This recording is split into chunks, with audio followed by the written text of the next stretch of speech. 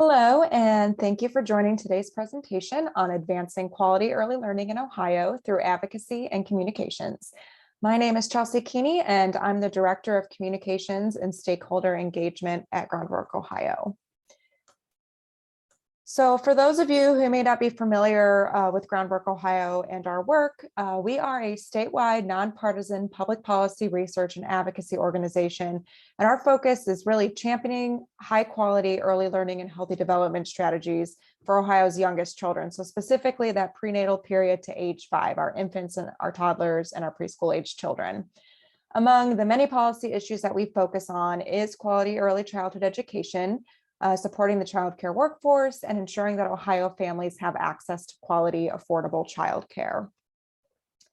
So Groundwork Ohio advances quality early learning childhood systems in Ohio by engaging, educating, and mobilizing stakeholders and partners. We work with, early childhood professionals, policymakers, business leaders, community leaders, and many, many other stakeholders to promote data-driven and evidence-based childhood policies. One of the organizations that we are really proud to partner with is the Ohio Association for the Education of Young Children. We work closely with the Ohio Association for the Education of Young Children on many of our shared priorities and look forward to continuing our deeply valued relationship in the years to come. So for the next hour, we're going to discuss the value of advocacy in advancing policies that support Ohio's early learning system and early education workforce. As you'll see here in our learning objectives, we're going to start by defining advocacy and examining what the advocacy process looks like. We'll then spend some time exploring opportunities to advocate, then discuss why building relationships is so crucial in your advocacy work. After that, we're going to spend some time discussing the importance of developing your message to tell your story. And then we'll share different ways that you can communicate your message to policymakers as well as other members of your community. And then finally, at the end, we're going to wrap things up by committing to stay engaged in the advocacy process. So obviously, we have a lot of content to cover today, but hopefully, whether this is your first time engaging in advocacy or if you've been doing advocacy for a long time, I hope that you'll find something in this webinar that's really, really valuable to the work that you're doing, and that you come out of this feeling that you are empowered to be an advocate for not only your profession, but for our young children across the state and in your community. So to get started on your advocacy journey, we're going to spend some time learning the process. So first, really getting a shared understanding of what advocacy is. Advocacy is defined as an activity by either an individual or a group of people that aims to influence decisions within political, economic, and social systems and institutions. So for today's presentation, we're really going to focus on how advocacy can be used in the policymaking process with really a lens on the state level. So obviously, when it comes to our systems of government, there's local government, county government, state level government, and federal. But for the purpose of today's webinar, we're really going to hone in on what it is to engage in advocacy at the state level. However, there are a number of ways to engage in advocacy, not just within political systems, but outside of the policymaking process. There's a lot of ways to use advocacy within your community to help see the change and advance the change that you want to see at the local level. So why advocacy? What's the value in engaging in advocacy? For one, it's a great way to make your voice heard on issues that matter to you, your family, your community, the families that you serve. It's also an effective way to educate decision makers on issues that they may have little experience in, and to really give them a new way of thinking about the issue. So, for example, many policymakers may be unfamiliar with all that goes into being an early childhood educator. They might be familiar with, they see on the news that there's, the child care crisis or the child care workforce crisis, but they don't really know on a deep level what it is to be an early educator in the state of Ohio.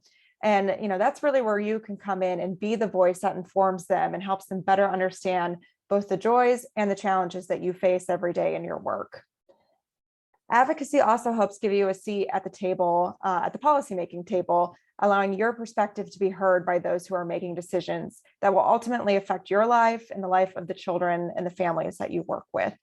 So, really, when we talk about advocacy, whether we're talking to early childhood educators, other stakeholders, medical professionals, families. It's really about making sure that you have a seat at the table of where decisions are being made. Advocacy is also a way to inspire others in your community to support your cause. So, similar to what I just said about how, many policymakers may not be familiar with, what goes into your day-to-day work and sort of, what change is needed to really support your profession and the families and the children that you serve. Members of your community may not be aware, and this is really the opportunity to bring the issue to their attention as well. Others in your community, through your advocacy, may become informed on issues that you care about, and thus be inspired to use their own voice to support your cause as well. So finally, effective advocacy really can be a catalyst for change. It helps pass policies, it helps improve systems, and all of that ultimately goes to better serving your community. At Groundwork, our focus is on elevating the needs of young children. And so really, when we're talking about advocacy, we're thinking about the ways that we can use our voices to really be an advocate for what our young children need. And a lot of that overlaps directly with the kind of work that you're doing. So there are many opportunities, as I mentioned, to advocate in the policymaking process. As I mentioned, there's your local government, your state government, and of course, the federal government. Pictured here, you'll see from left to right, we have Columbus City Hall. So as I mentioned, there's a lot of opportunities at the local level, whether it's engaging with your mayors or your city council members, your county commissioners. At center, you'll see the Ohio State House here in Columbus, where our state policymakers are. And then, of course, the U.S. Capitol in Washington, D.C., where our federal policymakers are. So it's important for leaders at all levels of government to understand the value of investing in quality early childhood education and really getting a better understanding of the system itself. And in particular, making sure that they understand that professionals are really the backbone of our early education system. But as I mentioned, for today's presentation, we're really going to focus specifically on advocating at the state level with your state policymakers. So here you'll see a chart, and don't worry, I'll be providing the slides at the conclusion of this presentation, but you'll see this chart that really breaks down the different branches of state government here in Ohio. First, you'll see the legislative branch, which includes the Ohio Senate and the Ohio House of Representatives.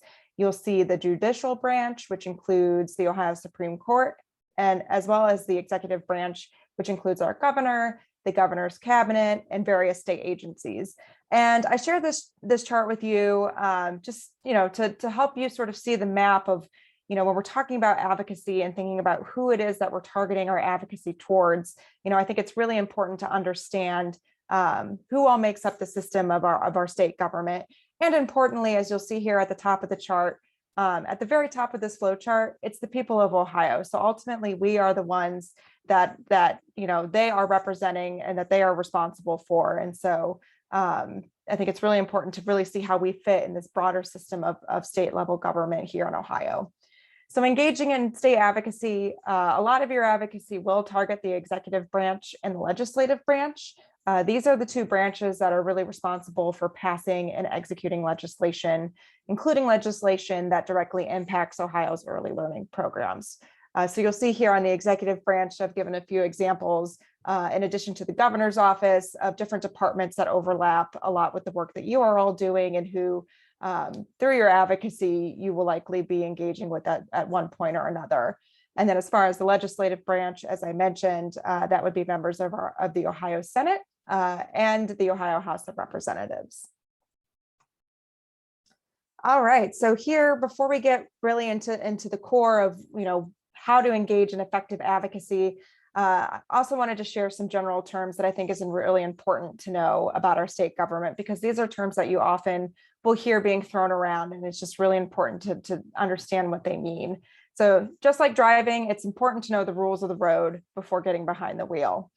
So one common phrase you may hear while engaging in state advocacy is the General Assembly. And if you're unaware, the General Assembly is the state legislature in Ohio. So this is the individuals who are in the Ohio House and the Ohio Senate. Each General Assembly lasts for 2 years. So we have 2-year terms for the General Assembly. And we are currently in the 134th General Assembly. So once, the 2-year General Assembly that is up right now is over, we will then be in the 135th General Assembly. Next, it's really important to know who your state legislators are, because those are the individuals that you're going to really be wanting to target your advocacy towards the most. So your legislators, are members of the Ohio House and the Ohio Senate who represent the district from which they were elected. So in Ohio, every state's different, but in Ohio, there are 33 members in the Ohio Senate, and state senators serve 4-year terms. Meanwhile, in the Ohio House, there are 99 members, so 99 members of the House, 3 members representing each of the 33 Senate districts, and members of the House serve 2-year terms. So just to recap, senators, there are 33, and they serve 4-year terms. And in the Ohio House, we have 99 members, and they serve 2-year terms. Finally, legislators are what's known as term limited, and this means that members of the General Assembly may serve 8 consecutive years. This means, for example, that a state senator cannot remain a state senator indefinitely. After he or she hits that term limit, they can no longer run for that office. And so that's, if you ever hear the phrase term limited, that's what that means. So next, now that we've talked a little bit about the rules of the road and gotten a little bit more familiar with the terminology you might hear in this type of work, it's really important to know exactly who represents you in the state house. So you'll see here, if you don't currently know who your state policymakers are, that's okay. It's very easy information to look up. We're going to spend a few minutes now talking about how you can figure out who your state policymakers are. So to find your state legislators, all you have to do is visit, you'll see the website here on the screen. It's www.legislature.ohio.gov. And when you go ahead and open that website, I encourage you to do it now if you would like. Once you land on that page, you'll see on the right-hand side, there's a feature that says, who represents me? And so all you have to do is go over to that section, you simply add in your address and you hit search. So when you put your information in, so for example, I was putting in my information, I type in my address, my zip code, and then when I hit that search button, it's going to tell me that my state representative is Representative Beth Liston, and my state senator is Senator Stephanie Coonsey. So again, really simple feature to help you figure out who your state legislators are. And I'm actually going to pause here really quick because I do think that this is an important exercise for folks to do. So I'm going to give you a second to go ahead and open up that website. Go ahead and put your information in that search feature. If you want to, in the chat, feel free to share who it is that represents your district, just so, share that information, see who shares a representative with you. And I'm going to pause here for a little bit.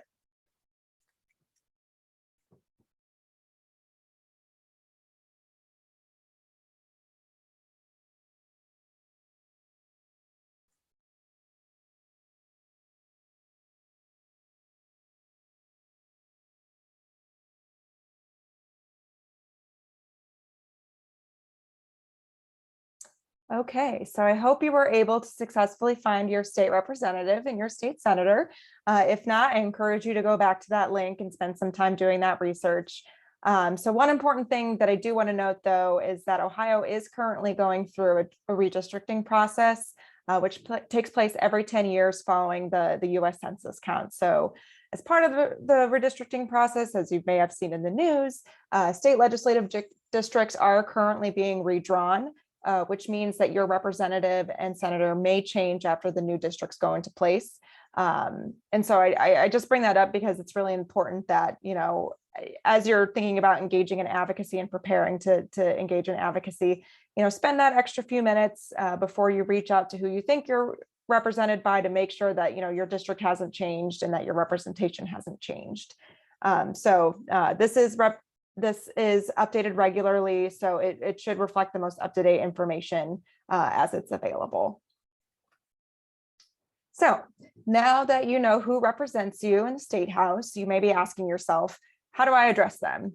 There's a lot of formalities and titles, and it can be a little intimidating, but I assure you that They are people just like us. And so, here's a little cheat sheet for you. When addressing your policymakers, it is important to respect the title, which is really dependent on the role that they play in our government. So for example, when you're addressing your state legislators, I would, for example, refer to my state representative as Representative Liston. Meanwhile, my state senator, I would refer to her as Senator Coonsey. Another thing to note is that some policymakers are in leadership positions, in which case you should refer to them by their title. So for example, the Speaker of the House, you would refer to as, Speaker, and the Senate President as President. Finally, if you're addressing a letter to your state policymakers, including the governor, it's fairly custom to address them by using the title, the Honorable. So you'll see here, in addition to some of the state level positions that I've mentioned, if you're referring to your federal policymakers, so those who represent you in the U.S. Capitol, you would say Congressman or Congresswoman for representatives in the House of Representatives, and senator for our federal senators. And then, of course, our governor, we would refer to as governor.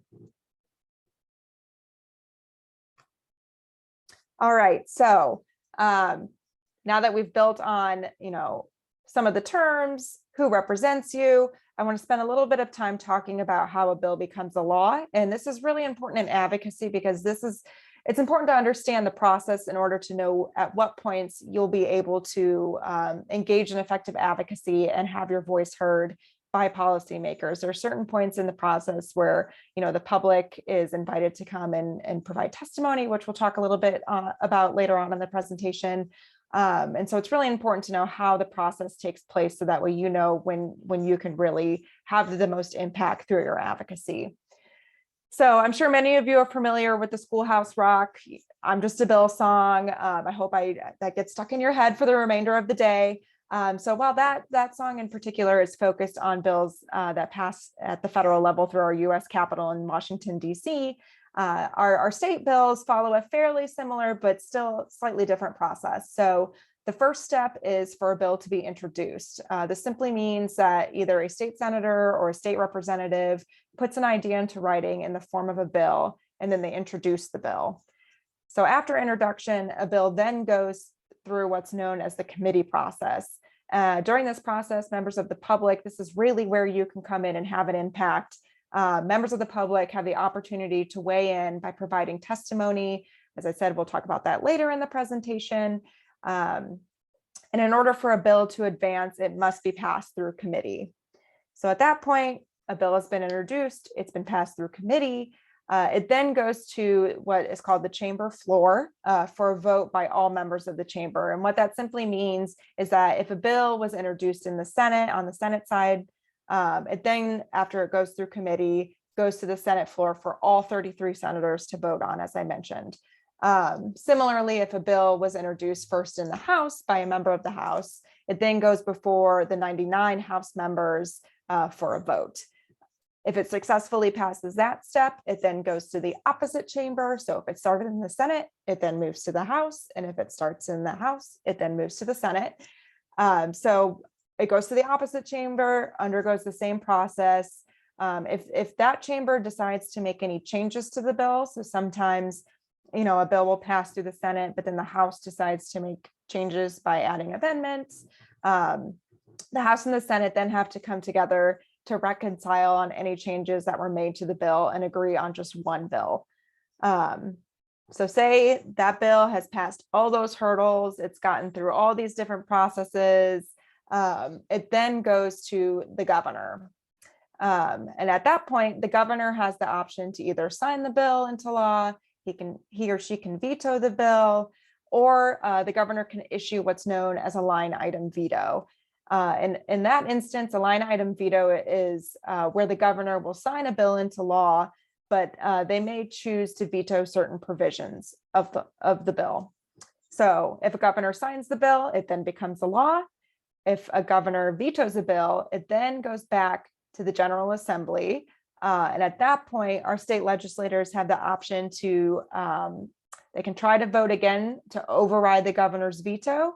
In order to override a veto, it has to pass with 3/5 of the legislators rather than a simple majority. So a slightly higher threshold than a majority. So I know that this was a lot of information. Again, I think it's just really important to understand sort of the process of how a bill becomes a law, because as I mentioned, there are specific points in the process where the public is invited to give testimony. But also there's a lot of ways that we're going to talk about that throughout the process, not just during committee in which there are hearings, that you can leverage a lot of different advocacy tools to influence this process at several different points along the way. So I wouldn't get too caught up in the specifics and the details, but just understand that, there is a process. And so, it's just important to think through sort of the arc of your advocacy as a bill is going through these various stages. All right, so in addition to how a bill becomes a law, I also wanted to spend some time discussing another really important piece of legislation that impacts many early childhood programs in Ohio, and that's the biennial state budget. So Ohio operates on a 2-year state budget. And this is something that the legislature is constitutionally required to pass. So, unlike if the General Assembly came together and passed no other bills, this would be the one bill that they had to pass every 2 years. It's required. And as I mentioned, it's really important because a lot of different early childhood programs are affected by the state budget. It's how they receive their funding. And so it really does touch many, many aspects of our work. So unlike most pieces of legislation, the budget bill actually goes through a slightly different process than I just described. And that is, for one, it starts in the governor's office. So normally a bill would either start in the Ohio House or the Ohio Senate, but here the budget bill actually starts with the governor. He or she releases what's called the executive budget, and that gets introduced in the Ohio House. So at that point, the Ohio House will then hold hearings on the budget. They'll deliberate, they'll make changes to the governor's proposal through what's known as amendments. And after time and consideration, they'll then pass their own version of the budget bill. So once the House passes their own version of the budget bill, it then gets introduced in the Senate. Senate goes through the same process. They're going to hold hearings, they're going to make amendments, and ultimately at some point pass their own version of the bill. So we've gotten through, the House has passed their own version of the bill, the Senate has passed their own version of the bill. At that point, they convene what's known as a conference committee. And the purpose of the conference committee is to take a look at the two different versions of the bill that were passed through the Senate and the House and see where the differences are, reconcile any of those differences, and come together for just one bill. Again, like previous legislation that we just discussed, it's really important that whatever is sent to the governor, the House and the Senate have to agree on it. And so at that point, once a reconciled bill is agreed upon, it then goes to the governor once again to either sign, veto, or line item veto. And then once the budget successfully passes, it then will be in place the start of the fiscal year, which in Ohio, a fiscal year starts on July 1st. So we just went through a state budget process in 2021. So the next time we're going to go through this process is in 2023, because remember, we are on a 2-year budget cycle. And so, it's 2022. That means the budget process will be here before you know it. It's, I know I said it's about a year away. It's actually a little bit less than a year away. It starts usually either in December 2022, January 2023. So I just bring this up to say that there's going to be, on the horizon, there's going to be a lot of opportunities for you to engage in advocacy around the state budget. And so hopefully this really inspires you to be thinking early on, how you will be able to use your voice and your influence to help influence this process. All right, so now that we've spent some time defining advocacy and learning more about the legislative process, now we're going to spend some time talking about how you can engage in the process yourself. So first, I think it's really important to recognize the moment that we're in. As you're familiar, the pandemic has pushed our early learning system to the brink. I'm sure you've seen this survey, but a recent survey from the National Association, for the Education of Young Children shows just how dire the situation is. We know that in Ohio, more than 3/4 of childcare centers are experiencing staffing shortages. 3/4 of survey respondents from this survey, including childcare centers and family childcare providers, said that low wages are the main recruitment challenge that they're facing. And finally, nearly 7 in 10 have said that low wages are the most common reason that educators leave the field, followed by burnout. So I share this all with you because I really want to emphasize the importance of making sure that early educators and childcare providers, making sure that your voices are heard in this process, because it ultimately, what our policymakers are deciding is really going to affect your lives. So it's critical that our state legislators hear about your experiences, that they understand the challenges that you face, and that they really weigh how the policies that they're deliberating and voting on can really affect your programs and the families that you serve. So this brings me to my next slide, and that is, focusing on your why. When we talk about advocacy, I really encourage everybody to think about, what is your why? Why are you engaging in advocacy? What motivates you? What are the changes that you want to see? Clearly defining your why will certainly make your advocacy more effective, and it'll really give you the feel that you need to stay engaged in the process. So after you determine your why, it's now time to determine your ask. This kind of goes back to what are the changes that you want to see that I just mentioned. So, what is the problem that you want policymakers to address? What are some possible solutions? How do you get policymakers to connect to that solution? These are all really important questions to consider when determining what it is that you're going to ask policymakers for when you're engaging in advocacy. So once you figured out, what it is that you're asking policymakers to do, whether that's, putting more funding towards early childhood programs, doing more to elevate the early childhood profession, it's really important to determine which level of government actually has the authority to make the changes that you're seeking. Some programs, are federally regulated, in which case you're going to want to engage with your federal policymakers, while others are overseen by the state of Ohio. In that case, you're going to want to engage with your state policymakers. So it's really important to understand the distinction before meeting with your policymaker, because ultimately, if they don't have the ability to make the change that you're seeking, your advocacy, unfortunately, won't go very far. All right, so your ask, you've considered your why. Now it's time to get familiar with the secret ingredients of effective advocacy. So first, it's important to clearly articulate the issues or challenges that you want policymakers to address. So as I mentioned, what is it that you are trying to change, or what is it that you're asking policymakers to do? You want to make sure that you are clearly articulating that so that it's very clear to them on the receiving end what the expectation is that you're asking them to do. Is it increasing funding for early childhood programs? Is it raising wages, for the early education workforce? Next, when communicating with your policymakers, be sure to have compelling evidence to support your issue. So this can be your personal story and experiences. It could be a compelling story from a family that you serve or somebody in your neighborhood. And of course, it can be relevant research and data. Advocacy is most effective when you can communicate your connection to the issue. So this kind of goes back to what I was just saying about sharing, your personal story and your experiences. What is it that you bring to the table that really gives you a unique perspective to the conversation? I wouldn't worry so much about feeling like, well, I don't know all the policy research and I don't know all the data. That's okay. You're an expert in your own experience. And I think it's really important to lean into that expertise, because you bring something to the table that others that don't walk in your shoes simply can't.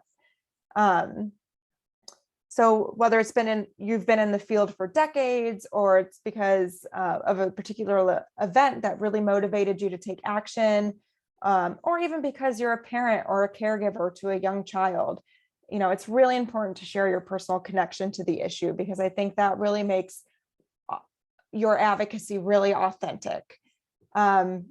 Finally, when we're talking about the secret ingredients to effective advocacy, target your message. Really what this means, and we're going to get into this a little bit more later, but it means build your message around the audience that you're trying to reach. Not everybody is going to be motivated or inspired by the same message. So it's really important to adapt depending on who it is you're speaking with. So we'll get into that a little bit more with some examples, but I just want to bring that up now as an important consideration when you're getting ready to engage in advocacy. All right, so now we're going to spend a little bit of time discussing how to prepare for meetings with your state policymaker. This might be a process that to some of you is very familiar, to others, you've never done it before. And so you kind of flying in thinking, I don't really know what to expect. We're going to walk through it, including how you can prepare for meeting with your policymaker. So, meeting with your policymaker face-to-face, it's a really great way to share your insights, to provide them with resources, and to educate them on issues that impact your community. As their constituent, your policymakers, they want to hear your story and your work. We at Groundwork Ohio, as an advocacy organization, we engage with policymakers quite a lot, and they're very familiar with us and our work. But even so, in those meetings, we frequently hear from members of the General Assembly, our state legislators, that they really want to hear from their community. So, we'll have a meeting about a particular issue and they say, well, thank you for sharing that information. However, I really want to hear from someone in my community that's been impacted by this. So trust me when I say that, as their constituent, they want to hear from you. So before meeting with your legislators, though, it's really important that you prepare in advance so that way you can have a really effective and successful meeting. And as you'll see here, generally when you meet with your policymaker for the first time, it might be like a 15-minute to 30-minute meeting, pretty short. But we recommend accounting for up to 1 to 2 hours of prep time, just to make sure that you're really prepared for that meeting, and that you feel that you've got a really good message, you've got all the great resources, you've got compelling stories to share, and that you can have the best meeting possible with your policymaker. So as you'll see here, there are a number of different ways that you can meet with your legislators. So in addition to meeting with them face-to-face over, say, coffee or lunch, you can also ask to schedule a virtual meeting with your legislators. This is a great opportunity to meet with them on, maybe some tight scheduling restrictions. And it's also a really good way to bring in others from your community. So if there are other stakeholders who really share your value and mission that you want to bring to the table to have sort of more of like a roundtable conversation with your policymakers, a virtual format, as you'll see on your screen here, is a great way to facilitate that conversation. I will say, however, policymakers are increasingly everybody's zoomed out, but policymakers are opting for more in-person meetings. So it might be hard to get that a virtual meeting scheduled, but it is something that is available to you. So another really effective way to meet with your policymakers, and I think I would invite you all to consider this as part of your advocacy work, but is to come and invite them to come to your centers, your programs, and see what it is that you do. For example, you'll see a picture here on your screen, but you can invite them to come to your program and read a book to the children in the classroom, and then follow that up with a one-on-one meeting where you can really talk to them on an individual basis to share your concerns, to share stories, to deliver that ask to policymakers of what it is that you want them to consider when they go back to the State House to consider a particular piece of legislation. It's really a great way for policymakers to, walk a mile in your shoes and to see all the work and dedication that goes into educating our youngest children. So, I just kind of put that on the table for you to consider as a way to engage with your policymakers. So to prepare for your meeting, first start by reaching out to your policymaker's office to schedule the meeting. So you want to make sure that, when you do schedule that meeting, to give yourself plenty of time to prepare and present your case. So determine, what you hope to get out of the meeting, what kind of supporting resources you might want to bring with you. If there are others in your community who you want to involve, think about that as well. And if you are meeting in a group, be sure to determine speaking roles in advance. This will help avoid any confusion or repetition, which is really important, especially when you consider that oftentimes these meetings are fairly short. And so you want to make sure that, if you've got only 30 minutes with your policymaker, that you are getting as much out of that 30 minutes as you possibly can. So it's really important if you meet as a group to assign roles in advance, make sure everybody knows what the other person is saying, and maybe even go ahead and review your content together, do a practice run. You can ask a coworker or a friend or a family member, to play the role of the policymaker as you present your case. Even in these types of presentations, us at the Groundwork team, we frequently do, rehearsals of our presentations to make sure that, everything is clear, it makes sense. We feel fully prepared before we go into giving a presentation. Finally, be confident. Remember, you are the expert of your own story and experience. I know sometimes it's a lot easier said than done, but really own the experience and expertise that you have through your work, and trust that you have really valuable insights and information to share. All right, so you've had a successful meeting. It was great. You got everything covered that you wanted covered in that meeting, but you're not done yet. So, here's sort of some follow-up tips that we usually give folks following a meeting. Make sure right after a meeting, if you're not doing so during the meeting, just spend a few minutes writing down what you learned. Is there anything that the policymaker said or committed to that you'd like to follow up on? Is there anyone in the community that, throughout the duration of your conversation, you said, maybe I should connect them with so-and-so from down the street. I think that, they would offer a lot of really important insight that my policymaker needs to hear. You can also share pictures and other information from your meeting on social media with permission, of course. This can be as simple as, asking your policymaker at the end of the meeting if they wouldn't mind taking a picture with you so that you could share it with your networks. And, I sent out a tweet, for example, that says, thank you to my representative and senator for meeting with me today to discuss the importance of investing in our early educators. It's a great way to show to your networks and to your community that, you are actively engaging and, hopefully maybe even call them in to participate in advocacy as well. And then, of course, after your meeting, it's really important to send them a thank you note. Handwritten is best, but of course, feel free to follow up with them on email as well. But, really thank them for their time. It's also a good opportunity that, if they did make any commitments in that meeting, you can say that you're looking forward to, continuing the conversation with them, or looking forward to seeing their work on a particular piece of legislation if that was something that came up during the conversation. It's also really important to answer any outstanding questions that came up during the meeting. So if at any point in your meeting you said, for example, I don't have that information, but I'm happy to follow up with you, make sure to follow through and follow up with the information that you promised. And finally, reiterate any commitments that were made. So as I mentioned, this could be done in your thank you note.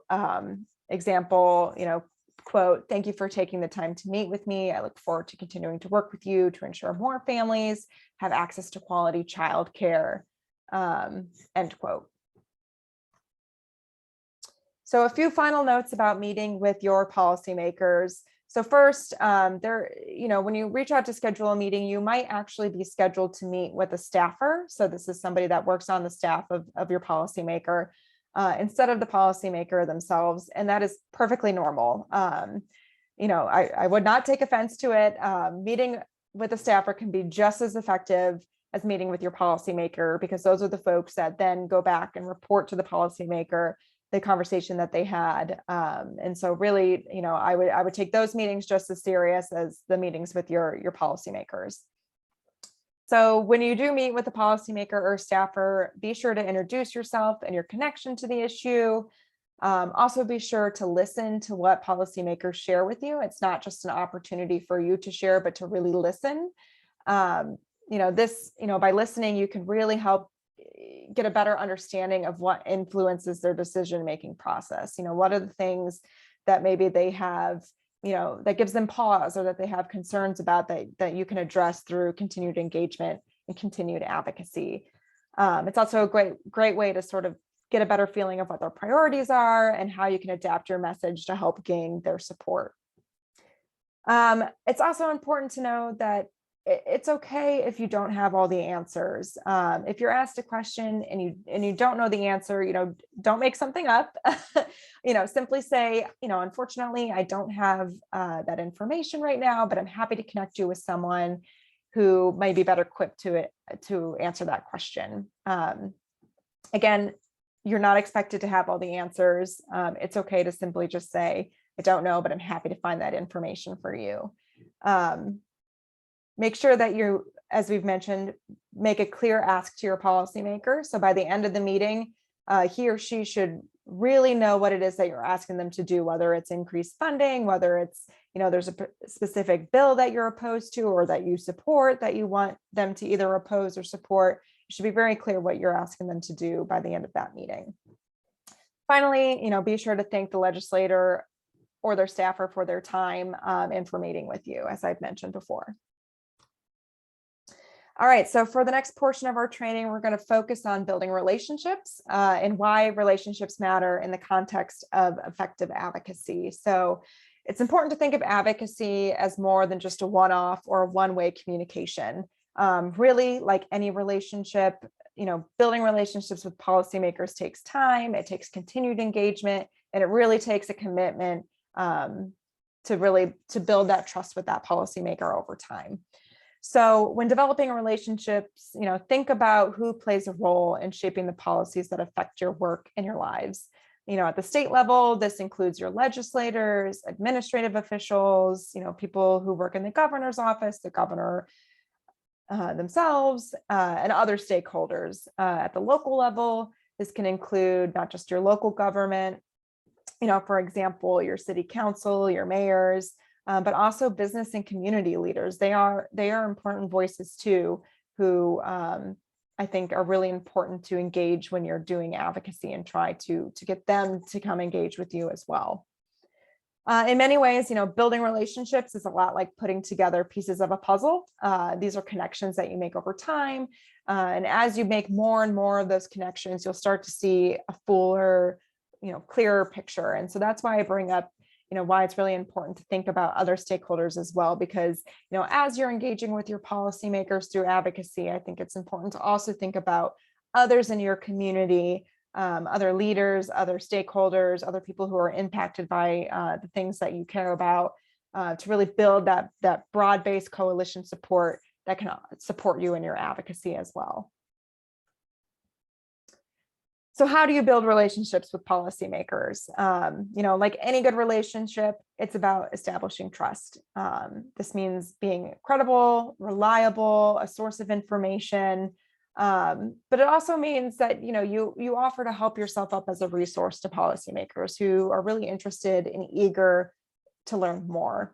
Again, as I've mentioned, you really are the expert of your own story and the experiences that you have through your work, which means that you really do have valuable information to share with your policymakers that that they want to hear and that really could help shape their thinking around particular issues that affect your day-to-day life. So as you're building these relationships, it's also really important to follow up with your policymakers and to stay engaged. So as I've mentioned, if there's legislation that you support or oppose, contact your legislator and let them know your position. Of course, we always ask that you do so respectfully. And then, of course, if they do vote favorably on a bill, whether it's, they voted for a bill that you supported, make sure to follow up and thank them for their support. Make sure that they know that, that important vote didn't go unnoticed, that you were watching and that you really appreciate the vote that they did on behalf of, whatever issue it is that you're advocating for. It's also important to remember that building trusting relationships with your policymakers takes time, but it is really, truly worth the investment. And I just wanted to share a personal, not really a personal, but a Groundwork example that I think really helps exemplify, why building relationships is so important. So, here you'll see State Representative Andrea White, when back in the fall of 2020, when Representative White was a candidate running for her district, We met with her and a whole bunch of other candidates from around the state, just to meet with them, to share with them what Groundwork Ohio's policy priorities were, in the hopes that, if they were elected to the state legislature, that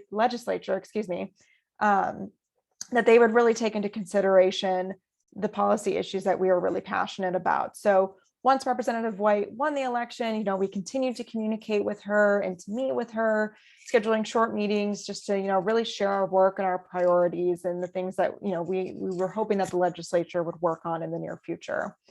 And of course, after learning about our issues, she became really interested in childcare, really understanding that, a strong childcare system is critical, not just to our workforce of today, but really preparing our workforce of tomorrow.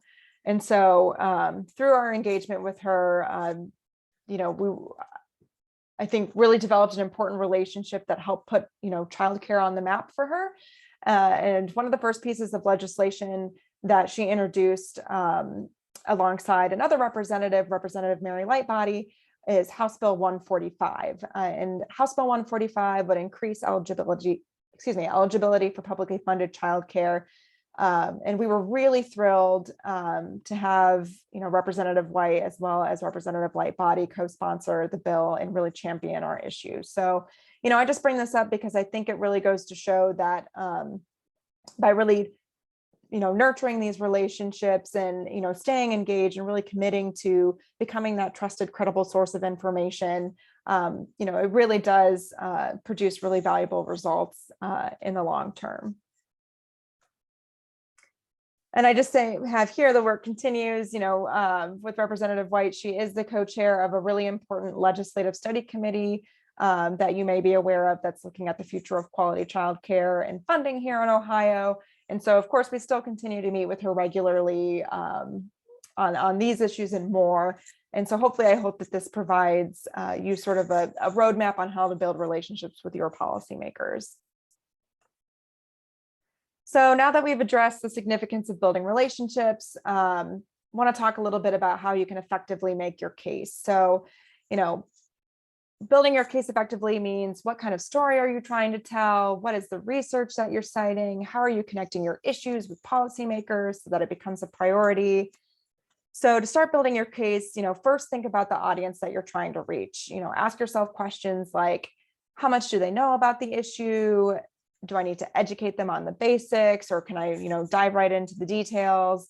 Do they support my issue? Do they oppose it? Are they neutral? One way to find this out is by researching their voting record and seeing if they've made any public statements about your issues. Also spend some time thinking about who or what influences them. Is this a representative who is, really interested in issues that affect small businesses? In that instance, you can discuss how running a childcare program is running a small business. So share your perspective as a small business owner. Is your representative really passionate about education? You can talk about how early education really sets the foundation for all future learning and development. So think about, what are those things that really kind of gets the light bulb going for them and gets them really inspired to take action on an issue. Finally, think about what influence they have in the legislature. So in addition to being a representative or a senator, do they sit on any important committees? As I discussed earlier in the presentation, bills must first pass through the committee process before they receive a full vote to go to the governor. And so having allies in really important committees that oversee your issues can be very important in moving legislation forward. So once you've considered these questions, use this information to help build your case for support. As I've mentioned, your case for support should leverage compelling research and data, to show the impact of what it is that you're advocating for. But you really shouldn't rely on data and research alone. Share stories, including your own personal experience, because legislators, by and large, they are familiar with the data, but what really resonates and sticks with them are the stories from their constituents. So try to localize it as much as possible. How many children do you serve? How many families do you serve? Share that kind of information. Are there compelling stories, success stories, or challenges that you want them to be aware of? And finally, be willing to adapt your messaging over time. As I've mentioned, as you're getting feedback from legislators, as you're learning more about what motivates them, think about, ways that you can adapt your messaging to stay relevant. Policymakers hear from their constituents on all sorts of issues. So it's really important to be thinking about all the different ways that you can make your case as compelling as possible. So I do want to put in a quick plug for Groundwork Ohio. So if you're ever looking for research or messaging and you're not really sure where to start, I invite you to check out the Groundwork Ohio website. We've got lots of great data. We've got fact sheets, reports, all containing information that can help you build your case as you prepare to meet with your policymakers. And so, of course, if you want to go ahead and learn more about that, you can visit our website at www.groundworkohio.org. Okay, so we're nearing the end of our time together. So I do want to spend some time now talking about the tactics that are most effective in communicating your message to policymakers. And really, for this portion, I feel like we're just barely scratching the surface, but these are some good places for folks to start, especially if you're new to the advocacy process. So, in addition to scheduling meeting with your policymakers and having that face-to-face interaction, we're going to talk a little bit more about some other methods of how you can engage in advocacy that reaches your policymakers as well as community members on the whole. So, as I mentioned, meeting with your legislators face-to-face, obviously that's a very important part of advocacy, but we're going to walk through each of these individually. You can write a letter, you can provide testimony on a specific piece of legislation, you can engage on social media, and of course, you can engage with your local media. And as I said, we're going to go through each of these individually. So first, writing a letter. So writing a letter to your policymakers is a really effective way to make a clear, succinct case for support, where you can, really make clear your ask to policymakers, whether it's supporting or opposing a particular piece of legislation, asking for a specific budget request in the state budget, or even just asking your legislator to take action on a certain issue that's affecting you and your community. So another advantage of writing letters is that you can send a letter to more than just one representative. So, for example, if you want to address a full committee, you could send the letter to each member of that committee. Just make sure that when you do that, you change the names so that way you don't accidentally have the wrong name on the wrong letter. And it's really easy to send your letter to your policymakers. That website I shared with you before on tracking down your legislator, you can also find how to contact their office. At that point, you can send your letter electronically via email, attaching the letter and including just a short note to their office. So a few tips to writing an effective letter, very similar to, effective meetings, is to be sure to introduce yourself and your connection to the issue. If you're one of their constituents, make sure that you include that so that they are aware that you are a constituent who lives in their district. Again, be direct and clear in your ask. If your letter is in regards to a specific piece of legislation, make sure that you say which bill that you're discussing. Policymakers are considering all sorts of legislation at any given time, so it's best just to name outright the piece of legislation you're responding to. Make sure you keep it short. Letter should be a single page, maybe 2 pages max. And of course, be courteous, be respectful, and offer to be a resource. So, give them your email, your phone number, that in that case, if they want to follow up to ask questions or, continue a conversation with you, they know how to reach you directly. So in addition to writing a letter to your legislators, another way to communicate your message is by providing testimony. So testimony is a great way to offer your opinion and your perspective on a piece of legislation during hearings, which we talked about earlier. So there are different types of testimony. There's what's known as proponent testimony, in which case you express your support for a piece of legislation. There's opponent testimony, in which you express your opposition. And there's also what's known as interested party testimony. So this is where you express interest in the legislation, but you don't necessarily come out for or against it outright. Testimony, again, this is an invitation to the public to come and really just provide their perspective and opinion on particular legislation. So there's different ways that this can be delivered. One is through written testimony, in which you submit your testimony in a written format, and this must be done at least 24 hours in advance of a committee hearing on that particular bill. And the other way to provide testimony is through in-person testimony. So to provide in-person testimony, you still need to submit it in writing, but then you'll be asked to read your testimony to a panel of legislators or policymakers, the committee members. So if you are providing in-person testimony, just be aware that policymakers may ask you follow-up questions. So just make sure that you're prepared to answer those questions. Groundwork Ohio is happy to work with you if you're ever interested in providing testimony, and we're looking for a little bit of guidance. We've got testimony templates, we've got examples posted on our website, so we're happy to be your resource in that regard. So another way, another important tool for engaging with your policymakers is on social media. So especially during the pandemic, early childhood professionals across the country have really taken to social media to elevate the importance of investing in quality early childhood education in the early education workforce. So social media really provides a unique platform where you can share resources, offer valuable insights, share your personal experiences, and of course, connect directly with policymakers. It's also a great way to reach a much broader audience. So think about, your networks, people in your community who follow you, and other experts in the field. So another way that you can bring more people to your advocacy on social media is by inviting them to join you on social media. So for example, one thing that we do is we'll create what's known as a toolkit, where we will draft posts and then share them broadly with our partners and other stakeholders so that they can share the same information around the same time that we're doing. And that really just creates a lot more visibility by recruiting partners to support you in that work. One word of caution, I do remind folks to just, be careful when you're being critical of policymakers on social media.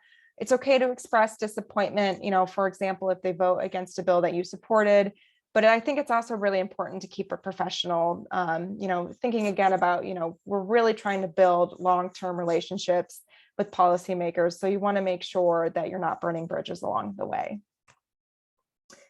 Finally, another really good way to communicate your message is through your local media. So policymakers and their staff, they do monitor what's being published in papers in their communities. So just think of this as an additional channel to reach your policymakers as well as the broader community in which you live. An example I love to give, and I know this is on the federal level, but I once wrote a letter to the editor for my local paper. Didn't really think much of it afterwards, but a couple of weeks later, I received a handwritten note from Senator Sherrod Brown, just acknowledging my letter to the editor, thanking me for writing about the issue. And then he shared his commitments on the issue as well. And so I just thought that was really cool that I wrote this letter to the editor, not thinking anything would come from it, and then ended up getting a handwritten letter from a US senator. So they do read what is being published, and it can, influence their thinking. So one way to engage with local media is by submitting an op-ed or a letter to the editor to your local paper. You're probably pretty familiar with your opinion section. An op-ed is usually a longer piece, typically 500 to 700 words, whereas a letter to the editor is a shorter piece, usually around 100 to 250 words. Additionally, you can reach out to reporters and editors at your local paper, and just, introduce yourself, offer to be, a local resource to them if they're looking for somebody to interview. This could be, if you know that childcare is a really timely issue and they're looking for somebody to interview to really provide that firsthand experience, you could be a good resource to them. So I know we're running low on time here, so I do want to keep things moving. I did want to share that, at Groundwork Ohio, we do have additional tools to support your advocacy. One tool is our blog. So if you're ever interested in, sharing your story or, writing a blog related to your issues, please feel free to reach out to the Groundwork team, and we'd be happy to consider your submission. We also have a tool called Voter Voice, and this empowers advocates to send pre-drafted messages that you have the ability to edit directly to your policymakers. It's really simple and easy to use. All you have to do is enter your information. So you would type in your address, and then the Voter Voice tool will then automatically figure out who it is that represents you and send that message directly to them. So we currently don't have any active Voter Voice campaigns running on the Groundwork Ohio website. But if you are interested in receiving that information on our action alerts, you can sign up at our website, www.groundworkohio.org. Sign up for our newsletter, and whenever we do have one of those action alerts, you'll receive that information and you can choose to opt in.